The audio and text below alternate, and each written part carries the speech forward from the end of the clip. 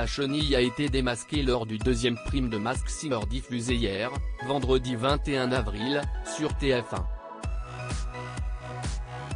André Bouchet, l'emblématique passe-partout dans Fort Boyard, se cachait sous ce costume et nous dit tout de sa participation, presque, secrète au jeu de la une. Et de 3. Ce vendredi 21 avril, la chenille était le troisième personnage de la saison 5 de Masked Singer à révéler son identité sur TF1.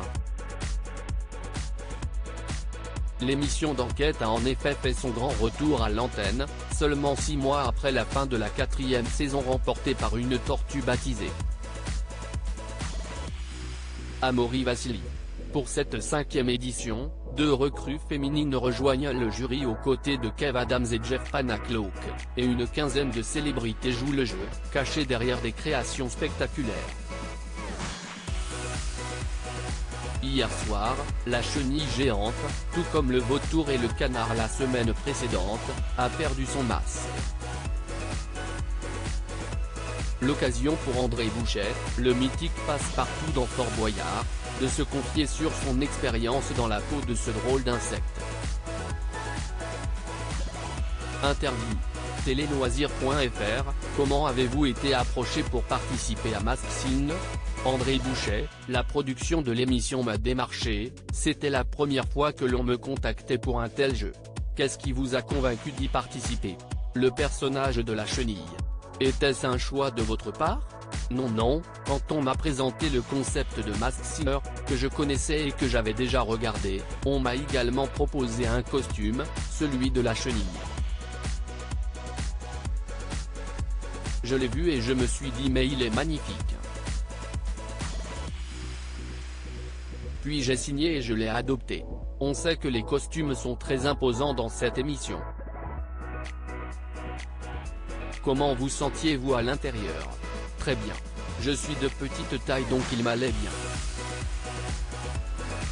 Après, il a fallu un petit temps d'adaptation pour pouvoir se déplacer avec et apprendre à le manipuler de droite à gauche. Mais la chenille et moi, on ne faisait plus qu'un.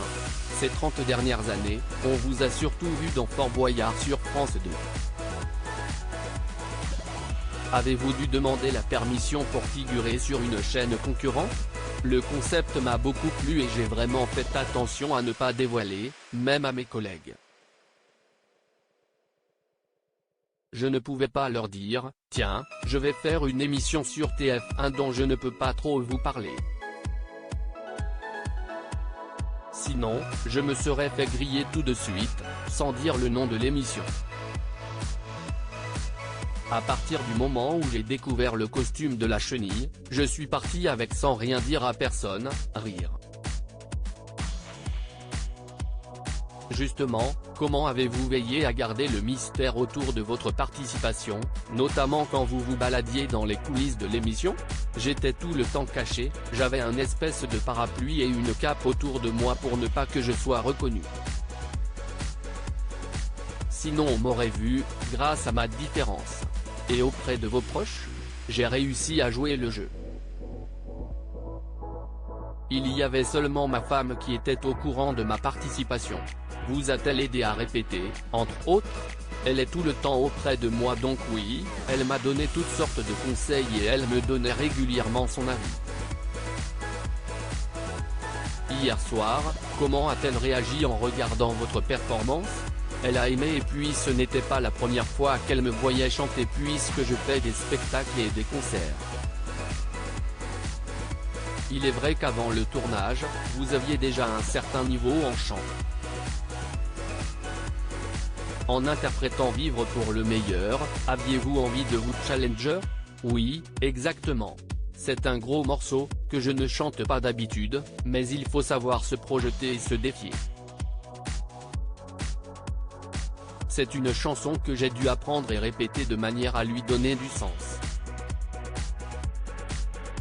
Qu'est-ce ce qui a été le plus dur pour vous dans Masked Singer ? La chaleur sous le costume de la chenille. La marche était laborieuse aussi, parce que j'étais quand même sous un sacré costume. Je ne voulais pas l'esquinter, il fallait faire attention. Est-ce pour cette raison que vous n'avez pas eu de chorégraphie? Exactement, j'étais assez limité.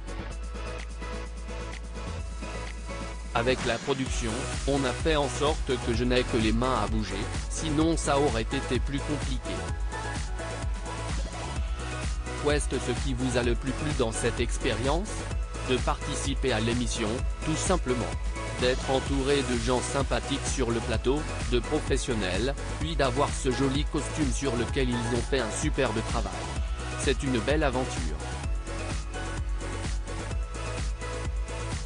Dommage que je ne puisse pas conserver mon costume. D'ailleurs, avez-vous reconnu d'autres participants de cette saison? Non non non. On était tous bien cachés, on ne pouvait pas se voir les uns et les autres, c'était impossible. Mais vous n'avez même pas essayé de mener l'enquête pour la Méduse et le Husky avec lesquels vous avez été en compétition directe? Non non non, par respect pour le travail effectué par la production. Finalement pas trop déçu d'avoir été éliminé? Non, c'est le jeu, c'est comme ça.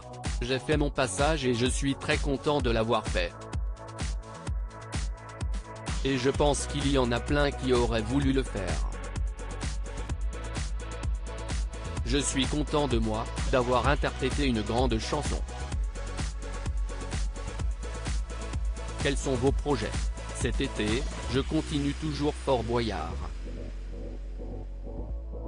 Je vais déjà entamer ma 34e saison. On la tourne à partir du mois de mai. Je continue également mes spectacles partout en France pour des comités d'entreprises et sociétés privées. À lire aussi Mask Singer, qui se cache dans tous les costumes de cette saison 5. Découvrez les indices et nos pronostics.